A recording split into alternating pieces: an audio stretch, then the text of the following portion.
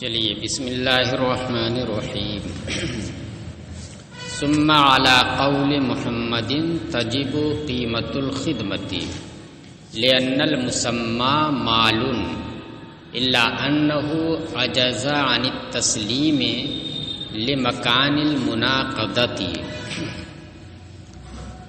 پھر امام محمد کے قول کی بنیاد پر خدمت کی قیمت واجب ہوگی۔ شوہر نے جو مہر اس بیوی کی اپنی جانب سے خدمت کرنے کو قرار دیا ہے تو اس صورت میں امام صاحب کا یہ کہنا ہے کہ مہر مثل واجب ہوگا، یعنی یہ خدمت مال نہیں ہے، اور جب خدمت یہ مال نہیں ہے اس وجہ سے ایسے ہی ہو گیا جیسے کوئی غیر مال کو مہر مقرر کرے۔ تو جیسے وہاں پر یہ ہوتا ہے کہ مہر مثل واجب ہوتا ہے، تو اسی طریقے سے یہاں پر بھی جب یہ مال نہیں ہے تو مہر مثل واجب ہوگا۔ امام محمد کا اس میں اختلاف ہے۔ پیچھے متن میں عبارت آئی تھی، دو چیزیں ذکر کی تھیں۔ ایک چیز تو یہ تھی کہ وہ مہر کس کو مقرر کر رہا ہے؟ تعلیم قرآن کو، اور دوسری چیز یہ مقرر کی تھی کہ شوہر اس کی 1 سال تک خدمت کرے گا۔ تعلیم قرآن کی جہاں تک رہی بات تو اس میں امام محمد کا بھی وہی موقف ہے جو امام صاحب کا ہے کہ تعلیم قرآن یہ مال نہیں ہے، اسے مہر نہیں بنایا جا سکتا ہے، لہذا مہر مثل واجب ہوگا۔ ہاں البتہ خدمت جو اس نے مہر مقرر کی ہے اس میں امام محمد اختلاف رکھتے ہیں، تو وہی یہاں پر ہے کہ امام محمد کے نزدیک خدمت تو سپرد نہیں کر سکتا ہے، مال ہے۔ شوہر کی جانب سے خدمت کرنا اپنی بیوی کی یہ مال ہے عقد کر لینے کی وجہ سے، لیکن مناقضہ ہو رہا ہے۔ اگر اس خدمت کو سپرد بھی کرے یعنی خدمت کرنے بھی لگے تو پھر لازم کیا آئے گا؟ مخالفت لازم آئے گی اس کے مرتبے کی، کہ اس کا مرتبہ کیا ہے؟ مخدوم ہونا، اور خدمت جب کرنے لگے گا تو خادم ہونا لازم آئے گا، مخدوم سے خادم ہو جائے گا۔ تو اس وجہ سے سپردگی ممکن نہیں ہے، اس کی سپردگی ممکن نہیں ہے۔ اور جب سپردگی ممکن نہ ہو، مال تو ہو وہ مگر اس کی سپردگی ممکن نہ ہو تو اس کی قیمت دی جاتی ہے، اور جب مال ہی نہ ہو، مال متقوم ہی نہ ہو تو اس صورت میں مہر مثل ہوتا ہے۔ تو اصل اختلاف کس پر ہے؟ جو بنیاد ہے، بنیاد ہی میں اختلاف ہے۔ بنیاد یہ ہے کہ امام صاحب اس خدمت زوج کو مال نہیں مانتے ہیں، عقد ہو جانے کے بعد بھی مال نہیں مانتے ہیں، اور امام محمد مطلق تو مال نہیں مانتے ہیں لیکن عقد جب ہو گیا تو اب اسے مال مانتے ہیں، عقد سے پہلے مال نہیں مانتے ہیں، اور عقد ہو جانے کے بعد وہ خدمت مال ہے۔ اب سپرد کرنا چاہیے، لیکن اگر سپرد کرتا ہے تو مخالفت لازم آتی ہے، مناقضت لازم آتی ہے۔ تو اس وجہ سے وہ کہتے ہیں کہ اب جب سپردگی ممکن نہیں تو اس کا جو معاوضہ ہوتا، اس کی جو قیمت ہوتی وہ دی جائے گی۔ جیسے غلام یہ مال ہے، اپنے غلام کو مہر میں مقرر کر دیا تو اپنے اس غلام کو سپرد کر دے گا، یہ مال ہے، جاؤ تمہارا ہو گیا مہر۔ لیکن اگر اس نے دوسرے کے غلام کو مہر مقرر کر دیا، اپنا نہیں تھا، دوسرے کا غلام تھا، اسے مہر مقرر کر دیا، تو مال تو ہے بلا شبہ، مال تو بلا شبہ ہے، لیکن اس کی سپردگی ممکن نہیں ہے۔ بھائی جب وہ بیچے گا جب نہ یہ خرید پائے گا، اس کا تو ہے نہیں، کیا ضروری ہے کہ وہ بیچے؟ اس لیے اس کی سپردگی اب جب ممکن نہیں تو اس کی قیمت کا اندازہ لگایا جائے گا کہ اس غلام غیر کو جو بنایا ہے اس کی قیمت کیا ہوگی۔ اب جو اس کی قیمت ہوتی ہو وہی دینا پڑے گا، مہر مثل نہیں دینا پڑے گا۔ تو اختلاف اصل بنیاد میں ہے، مال ہے عقد ہو جانے کے بعد، یا جیسے عقد سے پہلے مال نہیں تھا، عقد ہو جانے کے بعد بھی مال نہیں ہے۔ تو امام صاحب کے نزدیک عقد ہو جانے کے بعد بھی مال نہیں، لہذا غیر مال کے اوپر یہ عقد ہوا ہے تو اس صورت میں مہر مثل ہے۔ اور امام محمد کے نزدیک عقد ہو جانے کے بعد مال ہے لیکن اس کو دینا ممکن نہیں ہے، سپرد کرنا ممکن نہیں ہے، تو اس کی قیمت دی جائے گی۔ دیکھیے پھر امام محمد کے قول کی بنیاد پر خدمت کی سپردگی ممکن نہیں مناقضت کی وجہ سے، اس لیے اس کی قیمت واجب ہوگی۔ کیوں؟ لأن المسمى مال، اس لیے کہ یہ مسمى جو خدمت ہے یہ مال ہے، الا انه عجز عن التسلیم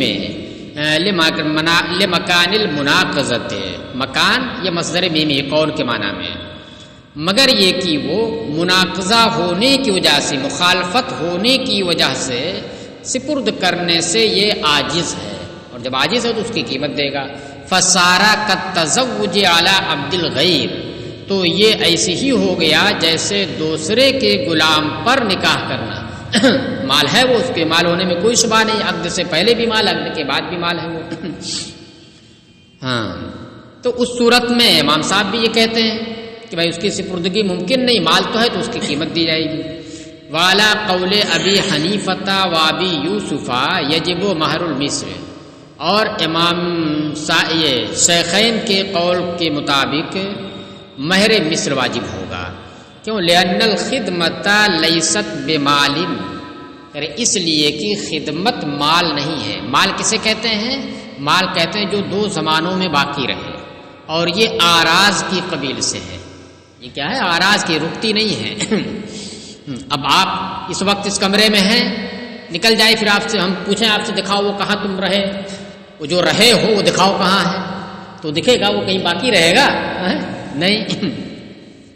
تو اس لیے اصل یہی ہے مال کی تعریف میں کہ جس کی جانب طبیعت مائل ہو اور وہ دو زمانے میں باقی رہے، تو اس لیے یہ خدمت مال نہیں ہے۔ لیکن اب سوال یہ ہوتا ہے کہ جب یہ خدمت مال نہیں ہے تو اس کا معاوضہ کیسے لیا جاتا ہے؟ مال جب نہیں ہے تو اس کا معاوضہ کیسے لیا جاتا ہے؟ بھائی کوئی نوکر آپ کے یہاں کام کرتا ہے تو آپ اس کا معاوضہ دیتے ہیں، اتنے روپے مزدوری آپ دن بھر کی دیتے ہیں، تو کس چیز کا آپ معاوضہ دیتے ہیں؟ کوئی عین تھوڑی لا کے رکھ دیتا ہے جو دکھے گا، کام ہی تو کرتا ہے وہ، خدمت ہی تو کرتا ہے، تو خدمت مال نہیں ہے، تو جب مال نہیں ہے تو معاوضہ آپ نے کس بات کا دیا؟ تو اسی کو کہہ رہے ہیں مال نہیں ہے، لیکن خدمتیں لوگوں کی لینا لوگوں کی خدمتیں لینا، ان کی سروسز لینا، یہ کیا ہے؟ یہ لوگوں کی ضرورتیں ہیں، کیونکہ ہر آدمی اپنا کام خود سے نہیں کر پاتا ہے، اس لیے لوگوں کی ایک دوسرے کے ساتھ ضرورتیں، خدمتیں لینے کی بھی ضرورت پڑتی ہے۔ اس لیے ضرورت کی وجہ سے جب عقد ہو گیا تو عقد ہو جانے کے بعد اب اس کی وہ خدمت مال ہو جائے گی۔ سپردگی میں کوئی دقت نہ ہو تو سپردگی کرے گا وہ، اور اگر دقت ہو تو پھر وہ نہیں کرے گا۔ تو ضرورت کی وجہ سے ہے، اس کی وجہ سے، ضرورت کی وجہ سے، اور یہاں پر کوئی ضرورت نہیں ہے۔ ہاں، تو شیخین کے قول پر مہر مثل واجب ہوگا، لأن الخدمت لیست بمال، اس لیے کہ خدمت یہ مال نہیں ہے، نہ قبل عقد نہ بعد عقد، اذ لا یستحق فیہ بحال، یہ صحیح نسخے میں یستحق کے بجائے تستحق ہے، وہی ہونا چاہیے، یعنی مؤنث کا صیغہ، اور اس کے اندر جو ہے ضمیر نائب فاعل ہوگی، اس کا مرجع الخدمت ہوگا، اس لیے کہ خدمت کا عقد میں کسی حال میں استحقاق نہیں ہوتا۔ اس عقد نکاح میں خدمت جو ہے کسی حال میں واجب نہیں ہوتی ہے، مستحق نہیں ہوتی ہے کہ عورت اس کی مستحق ہو جائے، مرد کی جانب سے خدمت کی عورت مستحق ہو اور اس کا وہ مستحق ہو، اس کی خدمت کسی حال میں نہیں ہے۔ فسارا کتسمیت الخمر والخنزیر، تو اس کو مقرر کرنا، یعنی خدمت کو مہر مقرر کرنا، یہ شراب اور خنزیر کو مہر مقرر کرنے کی طرح ہے، اور اس میں کیا ہے؟ مہر مثل، لہذا اس میں بھی مہر مثل ہے۔ وَهَذَا لِأَنَّ تَقَوُّمَهَا بِالْعَقْدِ لِلضَّرُورَةِ، یہ مہر مثل کا واجب ہونا کیوں ہو رہا ہے؟ کہ اس لیے کہ خدمت کا عقد کے ذریعے متقوم ہونا، یعنی مال بننا، مال متقوم بننا عقد کے ذریعے، جیسے عقد اجارہ میں ہوتا ہے نا، عقد اجارہ آپ کرتے ہیں، کسی بھی مزدور کو آپ رکھتے ہیں مزدوری پر، تو عقد ہی تو کرتے ہیں کہ چلو میرے یہاں کام کرو، 250 روپے یا 350 روپے میں دن بھر کا تمہیں دوں گا، تو اس کی خدمت مال بن رہی ہے۔ کہہ رہے ہیں اس لیے کہ یہ اس وجہ سے مہر مثل واجب ہو رہا کیونکہ خدمت کا عقد کے ذریعے مال متقوم بننا یہ ضرورت کی وجہ سے ہے، لوگوں کی ضرورت کی وجہ سے ہے۔ اگر لوگوں کی ضرورتیں نہ ہوتی تو پھر یہ مال متقوم نہیں بنتا کہ اس کا معاوضہ دیا جائے۔ فَإِذَا لَمْ يَجِبْ تَسْلِيمُهُ فِي الْعَقْدِ، تو ضرورت کی وجہ سے ہے، اس کی وجہ سے ضرورت کی وجہ سے لوگوں کی ضرورتیں ہیں، اور ضرورتیں صرف عقد کرنا نہیں ہے، ضرورت عقد کرنے سے نہیں ہے بلکہ ضرورت کس سے ہے؟ اس کے کام کرنے سے، اس کے کام کرنے سے تو جب کام کرے گا جبھی نا اس کا فائدہ ہوگا، اور یہاں پر چونکہ کام کر سکتا نہیں ہے اس وجہ سے اگر ضرورت بھی مان لی جائے تو ضرورت پوری ہی نہیں ہوگی، اگر ضرورت بھی مان لی جائے تو ضرورت پوری بھی نہیں ہوگی، تو اس لیے اس کا مال متقوم بنانے کا کوئی مطلب نہیں ہے۔ بھائی جب اس کی قیمت ہی دینا ہے تو کاہے کے لیے اس کو مقرر کر رہا ہے، یہ جبکہ اس کو مقرر کرنا ضرورت کی وجہ سے تھا، اور جب اس سے ضرورت پوری ہونی نہیں ہے کیا ضرورت اس کو مقرر کرنے کی ہے؟ بھائی اس کے بدلے میں جو قیمت آپ دے رہے ہیں واجب کر رہے ہیں وہی چیز مقرر کرے گا۔ چلیے فَإِذَا لَمْ يَجِبْ تَسْلِيمُهُ، بس جب یہاں پر تناقض ہو جانے کی وجہ سے اس کی سپردگی واجب نہیں ہوئی عقد کے اندر، واجب ہی نہیں ہوئی عقد کے اندر سپردگی، لا يظهر تقومه، تو اس کا متقوم ہونا ظاہر نہیں ہوگا کہ وہ مال متقوم کیسے بنے گا جب سپردگی نہیں ہوگی۔ فَيَبْقَى الْحُكْمُ عَلَى الْأَصْلِ، لہذا حکم اصل کے اوپر باقی رہے گا، یعنی اصل کیا ہے مہر میں؟ مہر مثل ہے، مہر میں اصل کیا ہے؟ وہ مہر مثلی ہے، وہ مہر المثل، اور وہ مہر مثل ہے۔ چلیے فَإِن تَزَوَّجَهَا عَلَى أَلْفٍ فَقَبَضَتْهَا وَوَهَبَتْهَا لَهُ ثُمَّ طَلَّقَهَا قَبْلَ الدُّخُولِ بِهَا رَجَعَ عَلَيْهَا ب500، پس اگر کسی نے کسی عورت سے نکاح کیا 1000 روپے پر، درہم وغیرہ نہ لا کر کے کیا کہ روپیہ چلتا ہمارے یہاں، 1000 روپے پر کیا، اور پھر اس نے اس پر قبضہ کر لیا پورے 1000 کے اوپر، 1000 طے ہوا اور 1000 اس نے دے بھی دیا فوراً، دخول سے پہلے دے دیا، رخصتی سے پہلے دے دیا اور اس پر قبضہ کر لیا، وَوَهَبَتْهَا، اور پھر قبضہ کر کے اس نے اس پورے 1000 کو اسے سپرد کر دیا، یعنی اپنے شوہر کو واپس کر دیا۔ ثم طلقها قبل الدخول بها، پھر اس شوہر نے اسے دخول سے پہلے طلاق دے دی۔ اب جب دخول سے پہلے طلاق دی تو دخول سے پہلے طلاق کی صورت میں شوہر کے اوپر کتنا مہر دینا ہوتا ہے؟ نصف دینا ہوتا ہے، اور وہ کتنا دے چکا ہے؟ 1000 دے چکا ہے، تو اس کا مطلب یہ ہے کہ 1000 جب دے چکا ہے تو 500 اس سے واپس لے گا۔ اب سوال یہ پیدا ہوتا ہے کہ واپس کیوں لے گا؟ بھائی اگر اس نے لیا قبضہ کیا تو اپنے استعمال میں تو لائی نہیں، وہی سے واپس کر دیا، وہی روپیہ واپس کر دیا اس نے، اور جب وہی روپیہ اس نے واپس کر دیا تو اس کا پیسہ مل گیا وہی جو مہر میں دیا تھا، وہ یا کچھ بھی نہیں دیا کہہ رہے نہیں، یہاں اس کی حیثیت بدل گئی۔ جو نقود ہوتے ہیں درہم و دنانی، روپے، پیسے، یہ عقود میں یا فسوخ میں متعین نہیں ہوا کرتے ہیں، متعین کرنے سے بھی متعین نہیں ہوتے۔ اب کیسے آپ دیکھیے 10 روپے کا ہم نے نوٹ نکالا، آپ سے کہا کہ ہاں ٹھیک ہے ایک قلم دے دیجیے 10 روپے کا، اس روپے کے بدلے اپنے ہاتھ میں دکھایا آپ نے، اس نے کہا ٹھیک ہے۔ اب آپ دباؤ نہیں بنا سکتے ہمارے اوپر، نہیں جو 10 روپے آپ نے دکھایا تھا نئی کرنسی والا وہی آپ دیجئے، تو ہمارے اوپر دینا واجب نہیں ہے، ہم اس کی جگہ پر دوسرا روپیہ بھی دے سکتے ہیں۔ دکھانے کے بعد بھی، متعین کرنے کے بعد بھی دیکھیے متعین نہیں ہوا، تو عقد میں بھی وہ متعین نہیں ہوا۔ اسی طریقے سے اگر فسخ کر رہے ہیں کوئی معاملہ تو اس میں بھی کیا ہے؟ متعین کرنے سے وہ خود متعین کوئی بھی روپیہ وہ دے سکتا ہے۔ مثلا ہم نے خرید لیا آپ سے، خرید کر کے آپ کو 10 روپے کا نوٹ دے دیا، عقد ہو گیا۔ اب 10 روپے کا نوٹ دے تو 10 روپیہ ہے، متعین روپیہ دیا ہم نے، اب وہ عقد فسخ ہو رہا ہے، بے فسخ ہو رہی ہے، تو ہمیں ہمارے اوپر ضروری ہوگا کہ ہم آپ کا قلم واپس کریں، اور آپ کے اوپر ضروری ہوگا کہ آپ ہمارا پیسہ واپس کریں۔ تو اب دیکھیے فسخ ہو رہا ہے، تو اس فسخ میں بھی وہ نوٹ جو ہم نے آپ کو دیا تھا وہی آپ کو دینا واجب نہیں ہوگا، متعین نہیں، آپ دوسرا بھی دے سکتے ہیں۔ اچھا، اسی طریقے سے یہ تو نقود کی چیز ہو گئی، اسی طریقے سے ایسی چیزیں، ایسے سامان جو کیلی یا وزنی ہوا کرتے ہیں، کیا ہوتے ہیں؟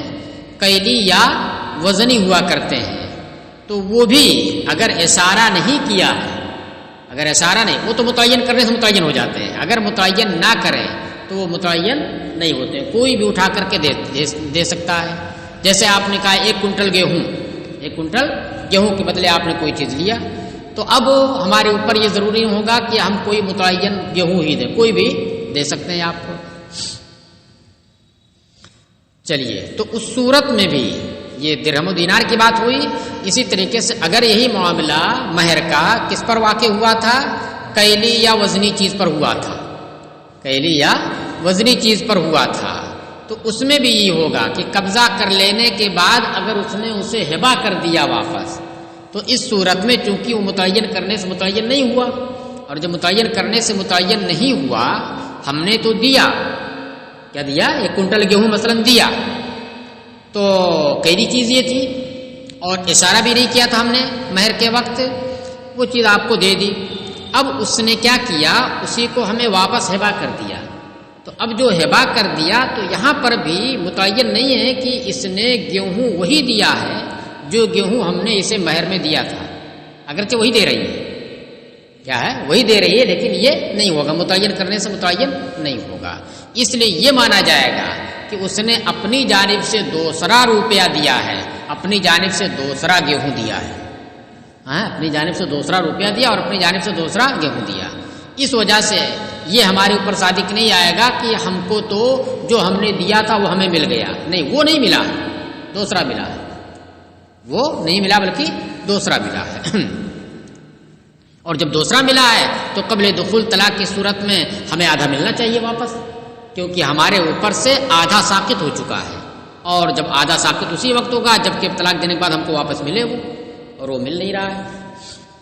دیکھیے، تو اس طرح سے نکاح کیا تو کہہ رہے ہیں کہ اگر 1000 روپے پر نکاح کیا اور اس خاتون نے اس 1000 پر قبضہ بھی کر لیا، قبضہ کر کے شوہر کو ہبہ کر دیا، ثم طلقها قبل الدخول بها، پھر دخول سے پہلے شوہر نے اسے طلاق دے دی، رجع علیہا ب500، تو شوہر اس سے 500 روپے واپس لے گا، رجع علیہ بے واپس لینا کسی سے، لأنہ لم یصل الیہ، اب سوال پیدا ہوتا کہ یار اس کا پیسہ تو اس کو واپس چلا گیا، اب واپس کیوں یہ لے گا؟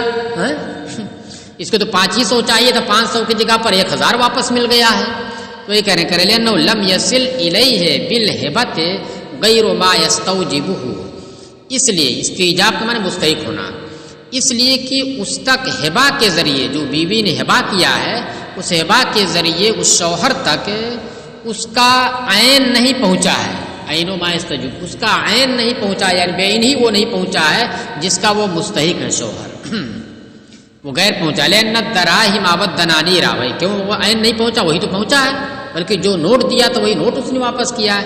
کہہ رہے نہیں، لأن الدراہم والدنانیر لا تتعینان فی العقود والفسوق، کیونکہ درہم و دنانیر یعنی نقود جو ہوتے ہیں، ثمن، یہ عقود و فسوق میں متعین نہیں ہوا کرتے ہیں۔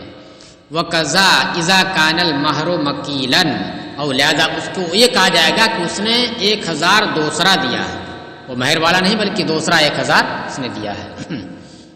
وَقَضَا اِذَا كَانَ الْمَهْرُ مَكِيلًا أَوْ مَوْزُونًا آخَرَ فِي الذِّمَّةِ، اور اسی طریقے سے جب مہر کوئی دوسری چیز مکیل یا موزون ہو ذمے میں، دیکھیں ایک ہوتا ہے ذمے میں، یوں ہی کہہ دیا 1 کنٹل گیہوں دیں گے، یہ ذمے میں ہو گیا، متعین نہیں کیا، اور ایک ہوتا ہے اشارہ کیا ہے، 1 کنٹل گیہوں رکھا تھا، اس کی جانب اشارہ کیا کہ اس گیہوں کے بدلے ہم نے کیا نکاح، تو اس کی حیثیت دوسری ہو جائے گی، یہ متعین ہو جائے گا۔ نقود متعین کرنے سے بھی متعین نہیں ہوں گے، اور کیلی اور وزنی چیز میں یہ ہوگا کہ متعین کرنے سے پھر وہ متعین ہو جاتا ہے۔ یہاں پر کیا ہو رہا ہے؟ ذمے میں ہوا ہے، یعنی متعین اشارہ نہیں کیا ہے، ہاں، لعدم تعینھا، اس کے متعین نہ ہونے کی وجہ سے، تو اس میں بھی یہ ہوگا کہ 1 کنٹل گیہوں ذمے میں اس نے لے لیا کہ ٹھیک ہے ہمارے اوپر 1 کنٹل گیہوں دینا رہے گا، اب اس نے اسے دے بھی دیا، اس نے قبضہ بھی کر لیا، قبضہ کر کے پھر اس نے واپس کر دیا، اب قبضہ کر کے اس نے پھر واپس کر دیا، تو اس صورت میں بھی یہ ہوگا کہ آدھا یعنی 50 کلو اسے واپس دینا پڑے گا قبل دخول طلاق جب ہو جائے۔ فَإِن لَّمْ تَقْبِضِ الْأَلْفَ حَتَّى وَهَبَتْهَا، یہ تو مسئلہ رہا کہ قبضہ کر کے ہبہ کیا، قبضہ کر کے ہبہ کیا، تو یہ صورت رہی کہ ایسی صورت میں اس نے گویا دوسرا 1000 دیا ہے، لہذا طلاق قبل دخول کی صورت میں 500 وہ واپس لے گا، کیونکہ اس کی جانب سے پورا 1000 دینا پایا گیا ہے۔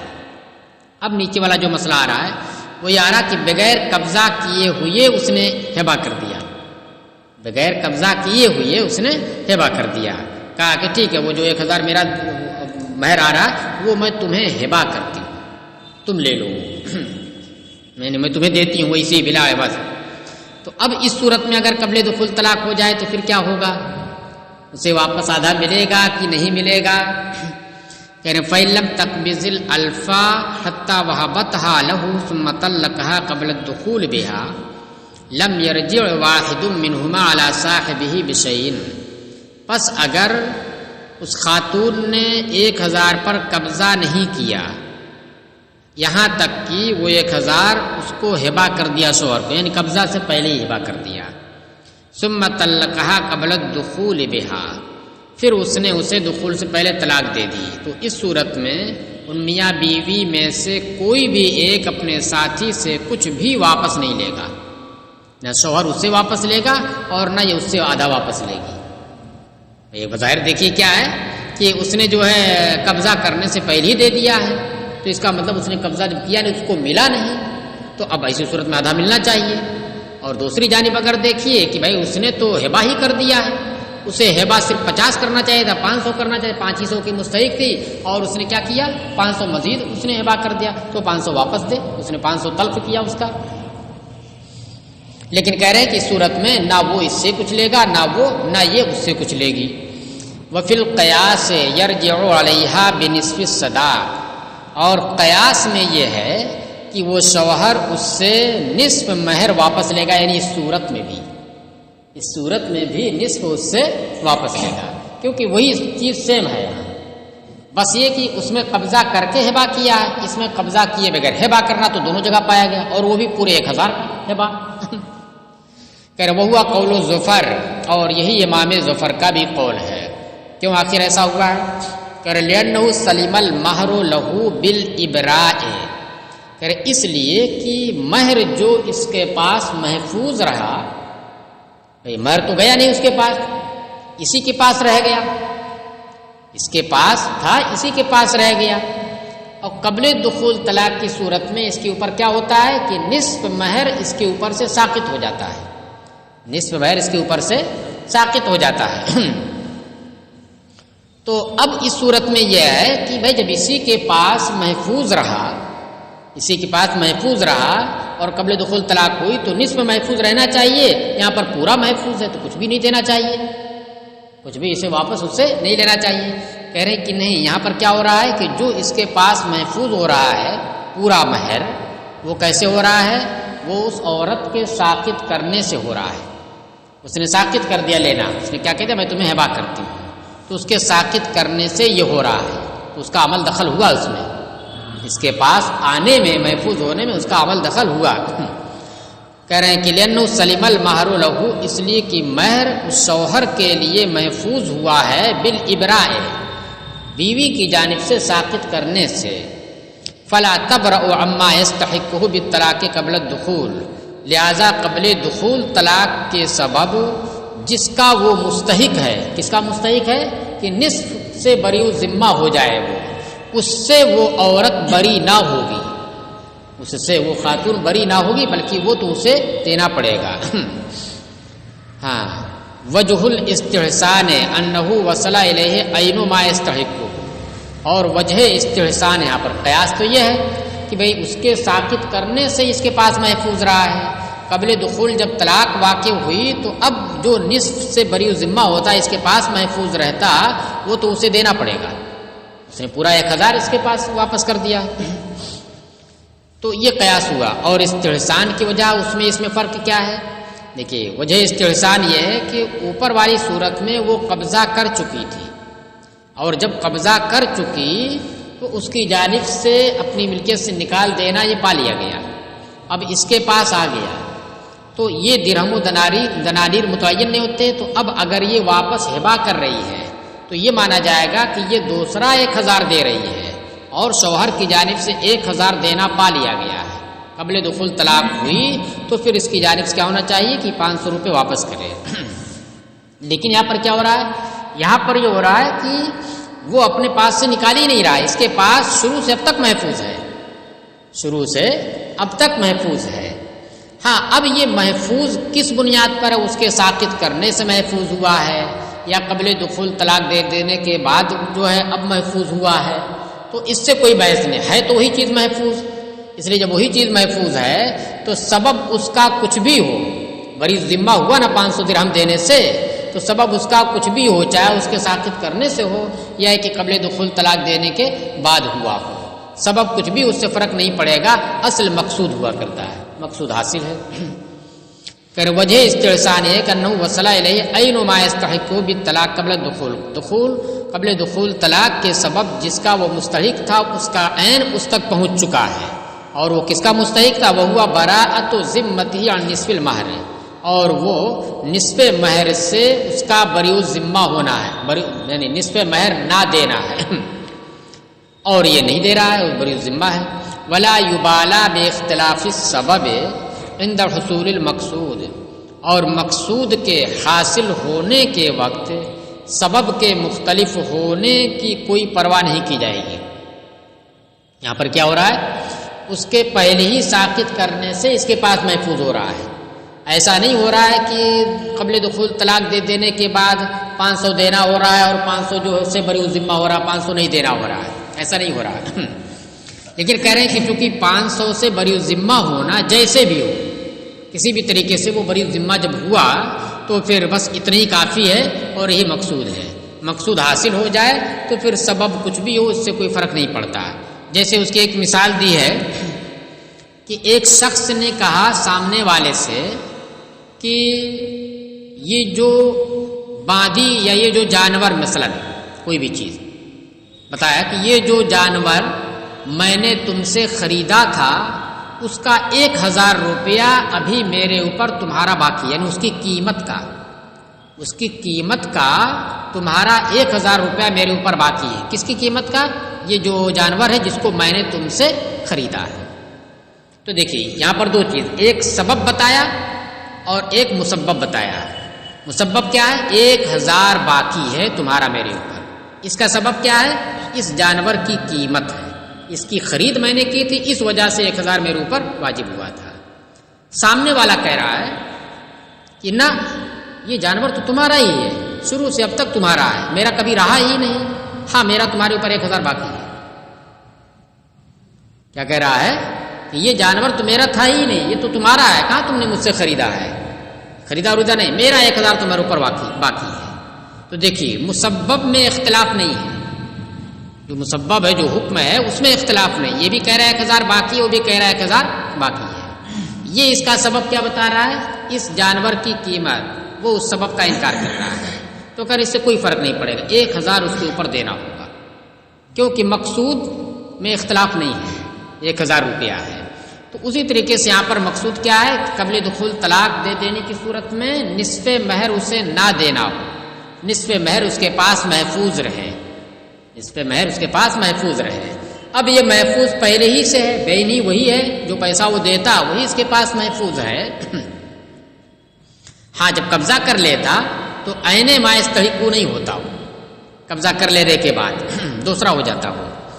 تو اس وجہ سے چاہے پہلے وہ ہو محفوظ، چاہے بعد میں محفوظ ہو، محفوظ ہونا اصل مقصود ہے، وہ حاصل ہو گیا تو بس یہی کافی ہے۔